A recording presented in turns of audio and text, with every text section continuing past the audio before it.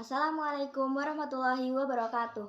Saya Husna Kamila Syahida dengan NIM 20, 230, 140, 238 kelas E. Insight pertama yang saya dapatkan dari materi frame of mind ini bahwa setiap manusia pasti memiliki bingkai pikirannya masing-masing. Bingkai pikiran ini terbentuk karena adanya suatu pemikiran yang mana pemikiran tersebut disetujui dan diyakini oleh pikiran kita. Sehingga ketika keyakinan tersebut terulang-ulang, maka secara sendirinya akan terbentuk suatu bingkai pikiran.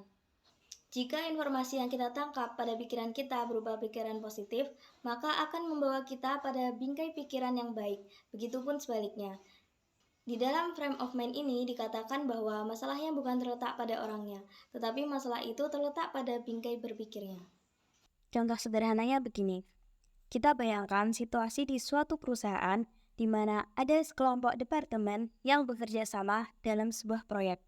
Misalkan ada seorang ketua departemen yang bernama Leo dan ada temannya yang bernama Eddie.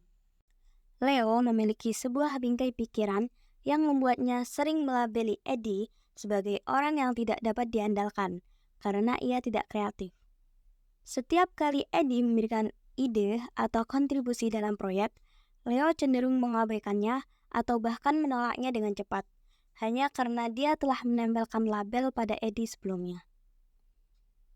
Hal ini dapat menjadi masalah dalam kerja tim, karena Leo mungkin tidak memberi kesempatan pada Eddie untuk menunjukkan potensi sebenarnya atau berkontribusi secara maksimal dalam proyek tersebut. Leo lebih fokus pada label yang dia tempelkan pada Eddie daripada melihatnya sebagai bagian yang berharga dari tim. Pada contoh tersebut, masalahnya ada pada bingkai pikiran Leo yang melabeli bahwa Eddie tidak bisa diandalkan atau tidak kreatif. Namun, jika Leo bisa mengubah bingkai pikirannya dan memandang Eddie dengan cara yang lebih positif atau memandangnya dengan sudut pandang yang berbeda, misalkan walaupun Eddie tidak kreatif, tapi Eddie bisa saja memiliki kelebihan dalam teknisnya, sehingga Eddie bisa diandalkan saat mengeksekusi proyek tersebut.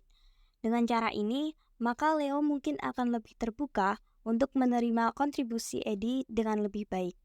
Dengan demikian, kerja tim bisa menjadi lebih efektif karena setiap anggota tim diberi kesempatan untuk berkontribusi sesuai dengan potensinya masing-masing. Dan di contoh tersebut, labeling merupakan salah satu kabut pikiran yang mana dapat diselesaikan dengan cara reality testing.